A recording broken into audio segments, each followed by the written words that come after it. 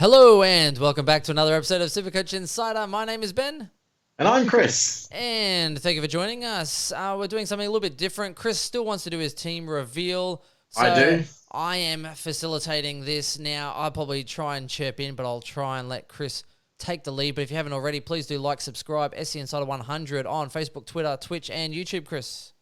Yeah, we are just Supercoach Insider. Just search for us and you'll find us there. It's going pretty good. Yeah, it's going well, and I'm loving the comments too from YouTube. You are killing it. Twitter gets a lot of comments as well because we're very active there. And YouTube killing Facebook because Facebook has literally died in the ass. I don't know if it's the algorithms or whether people just can't see posts anymore, but YouTube's killing it. Nah, Boom Book's done, mate. It's all Twitter or all YouTube. That's it. Yeah, that's it. Yep, fuck the world. So, Chris, talk about your team. How'd you go last week? Yeah, so look, I didn't go too badly. So I had a pretty decent week. I scored 2,256, which is a pretty good week considering everyone else. I was ranked 2,905th for the week, and I had an increase in my rank of 281 places up to 548, which was pretty nice. So it's probably the highest I've been since I think, round 4 or 5. Where I got into 320. So I'm looking to climb those ranks again. And look, I think that I was going to always have a rank boost because I went one down, one up, as opposed to double down, which a lot of people did because I doubled down the previous week. That enabled me to get Josh Kelly in, which obviously was a very good in for me. My other trade this week was to get in Poulter. So I did actually loophole him, but I think everyone experienced this week. I was trying to see his score and waiting to see whether I could loophole him. Harry Sharp played the next game 20 minutes later, and the score wasn't updated quickly enough that I could see the 66 and take it. So I ended up not taking his score and went with RCD, which netted me another 22 points, which was lucky. But I would have flamed. At halftime, I was flaming with him on like 17 or 19 or whatever he was, being like, I could have taken full to 66. Super coach. So yeah, that was he did actually tee off big time. Yeah, exactly.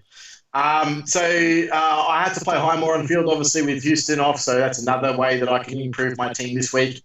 Unfortunately, I'm still playing McCreary on field. But look, my backline's hold up. Doherty had a role change this week, still pumped out a 120. And my lowest score in my defense this week outside of Highmore was Lloyd with 98. So I can't complain there. Taranto looked to be going a lot stronger.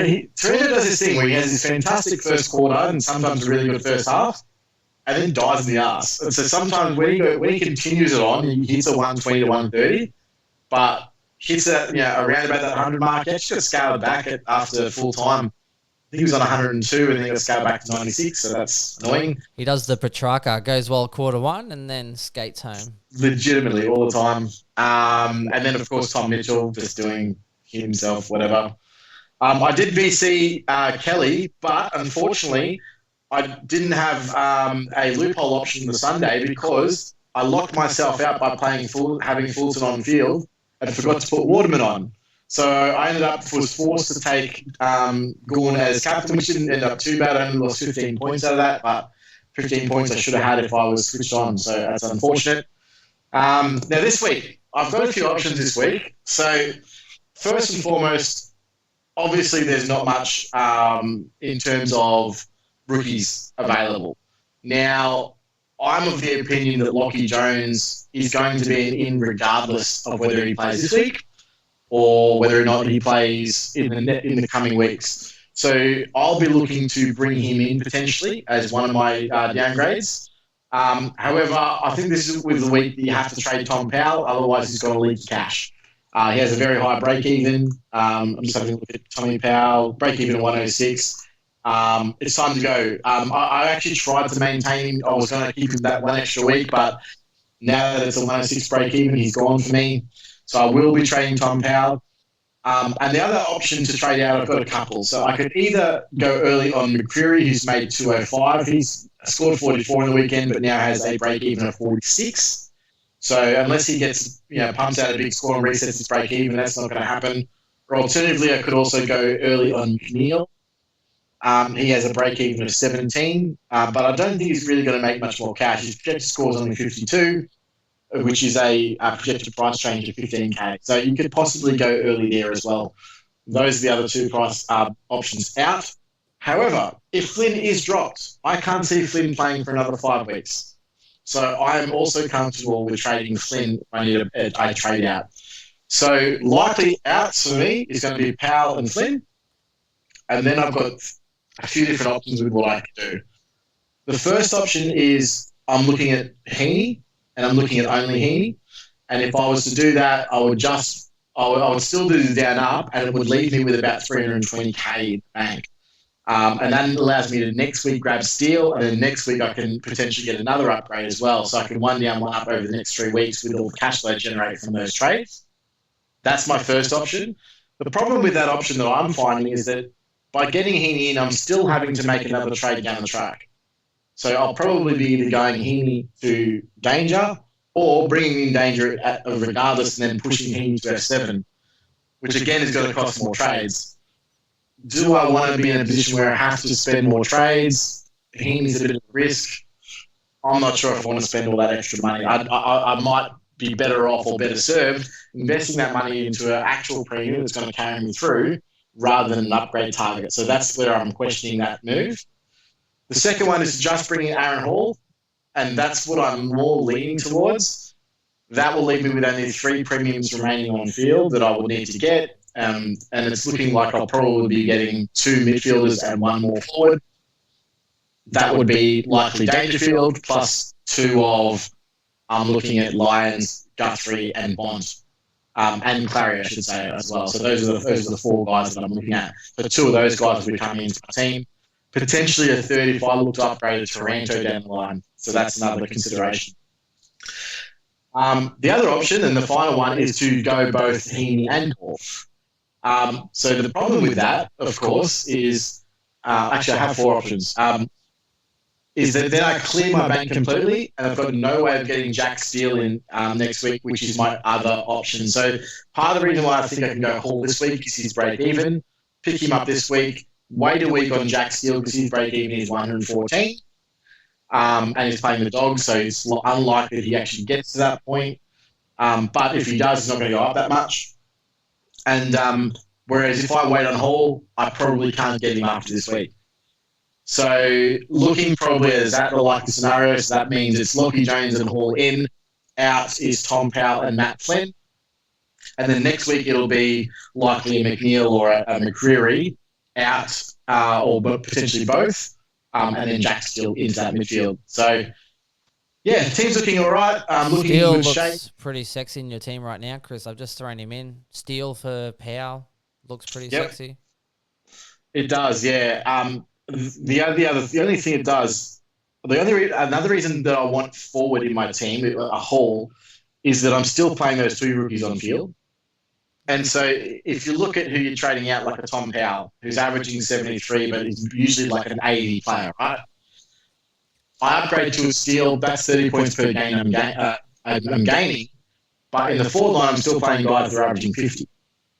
Whereas if I upgrade one of those guys to Aaron Hall who's averaging 100, I'm gaining 50 points per game as opposed to 30.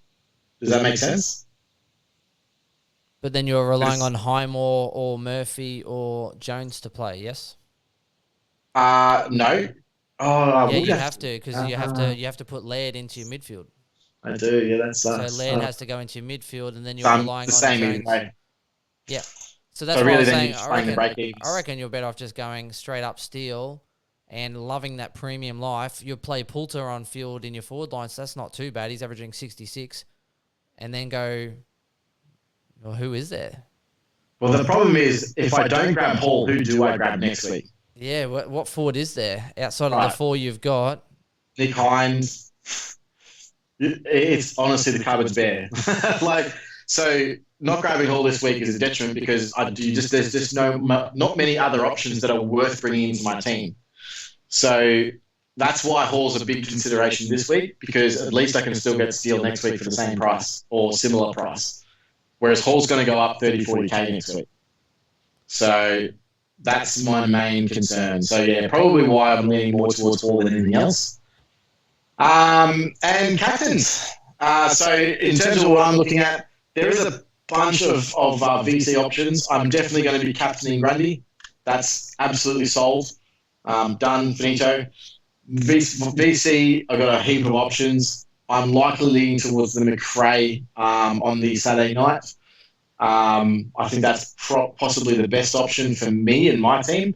But there are some other guys for other teams, guys like Guthrie, etc., that look really good. I actually don't mind a sneaky little Dusty on Friday night, or potentially a Jared Lyons as well, who's just absolutely on a tear right now. So those are the options that I'd be looking at. But yeah, I think I'm definitely going to be going VC McRae. I'm going to be avoiding the Gawn VC this week. Riley O'Brien's been fairly serviceable and fairly good this year. And Gawn has not looked the same Gawn last 3 weeks, even without Luke Jackson. So I think he was on, what was he on at like half time last week, like 39 or something? It was pretty bad. So yeah, not looking at VCing Gawn this week. I'll definitely be VCing a Jack McRae. And that pretty much wraps it up. Interesting. So now, what are your thoughts on Jones then, Chris? If it's that way, Jones on field. Oh, who's on field? Honestly, I'll probably make that call a little bit closer to game time. In an ideal world, I'd like to loophole one of them. Let me have a look at how they sit. So we've got Port on the Sunday against Collingwood. So that sucks. So really, if Murphy's not named or Jones isn't named, in an ideal world, you bring in Jones, he's actually not named, you can loophole Highmore into Murphy. Oh, no, you can't because... no, you could. Yeah, you could because you'd be able to... Yeah, 100%. So you can emergency Highmore on the Saturday, and if Jones isn't named, then you can play Murphy on field if you need to. So there's an option to do that as well. Yeah, I see. So that way you have Murphy, Jones, Highmore to take that D6. Laird goes into the midfield, which means you got Collier, Dawkins, say Scott, McNeil. So you can loophole one of those possibly, or even put one of those into the forward line because you have Poulter as your F6. Otherwise, you got Dusty, Impey, Hall, Zorko, Zeeble, and McCreary and Waterman get to sit on the bench. Yeah, and it evens up my side too. It means I'm only playing one defender rookie, one midfield rookie, and one forward rookie, and that's it.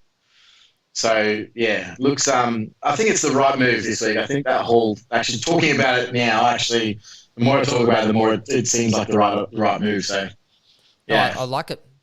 Awesome. Thanks, Chris, for bringing your team. I'm going to do mine now, guys, and I'll let Chris go and enjoy whatever he's doing in that room alone. I'll be actually working out. I've got a fitness, one of those fitness band things, and I've been doing hotel room workouts because I'm still in the challenge. So still got to maintain the physique. Got to get the guns going. I'm glad you did the flex above the camera because otherwise it would have looked really awkward of you just doing these little low ones that kind of you only see the top of your hand. Easy done. So, all right, thanks, guys, and we'll leave you there, and I'll do mine now for you. Catch you later, guys. Thanks. Bye.